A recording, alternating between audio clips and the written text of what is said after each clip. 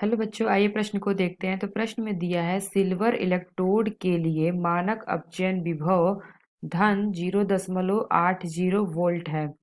Galvanic cell बनाने के लिए इसे मानक हाइड्रोजन इलेक्ट्रोड से जोड़ा गया। बताइए सिल्वर एनोड का कार्य करेगा या कैथोड का। आइए मुख्य अवधारणा की चर्चा करते हैं। मुख्य अवधारणा, तो प्रश्न में क्या दिया है, गैलोनिक सेल बनाने के लिए इसे मानक हाइड्रोजन इलेक्ट्रोड से जोड़ा गया। बताइए सिल्वर एनोड का कार्य करेगा या कैथोड का कार्य करेगा।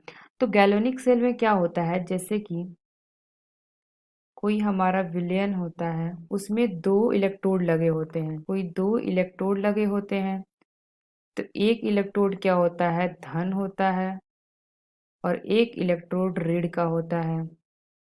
तो जो इधर होता है धन पे, जहाँ की ऑक्सीकरण होता है, यह हमारा होता है एनोड, और इस साइड होता है हमारा कैथोड। एनोड पे हमारा क्या होता है, ऑक्सीकरण होता है, और जो हमारा कैथोड है यहाँ पे क्या होता है, अपचयन, और ये हमारा कोई विलयन है। तो प्रश्न में हमें क्या दिया है कि जो हमारा सिल्वर है एनोड पर का कार्य करेगा अथवा कैथोड पे कार्य करेगा।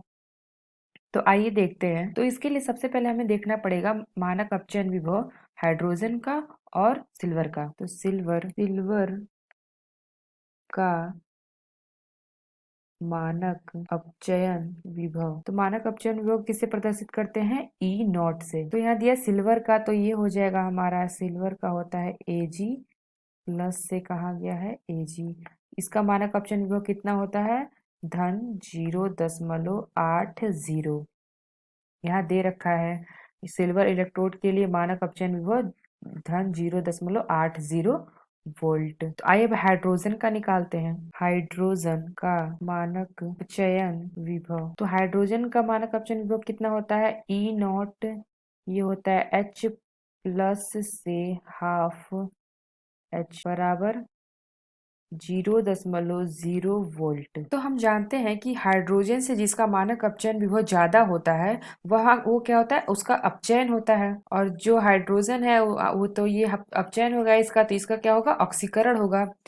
तो ये क्या हुआ है हमारा Ag। तो अभिक्रिया क्या होगी, तो ये हो गया हमारा Ag, यानी कि silver Ag plus aqueous plus half hydrogen H2, और ये गैस होगा, और ये क्या हो जाएगा AgS plus H plus aqueous. तो यहाँ पे अपचयन किसका हो रहा है, सिल्वर का। तो जो हमारा सिल्वर है इसका अपचयन हो रहा है। तो अपचयन कहाँ होता है, यहाँ पे हमने बताया था कि अपचयन कहाँ होता है, कैथोड पर होता है। तो कैथोड पे हमारा अपचयन होता है और एनोड पे हमारा ऑक्सीकरण होता है। तो यानी कि जो हमारा सिल्वर है वो किस पे होगा, कैथोड पे होगा। तो हम लिख सकते हैं क्या, हमारा कैथोड पर, कैथोड पर। तो ये क्या हो जाएगा, Ag silver plus aqueous plus ये एक इलेक्ट्रॉन, और ये बना लेगा Ag। तो यहाँ पे हमने देखा कि जो सिल्वर है वो कैथोड पर कार्य करेगा। तो कैथोड पर ये हमारे प्रश्न का उत्तर है। तो आशा करते हैं आपको समझ में आया होगा। धन्यवाद।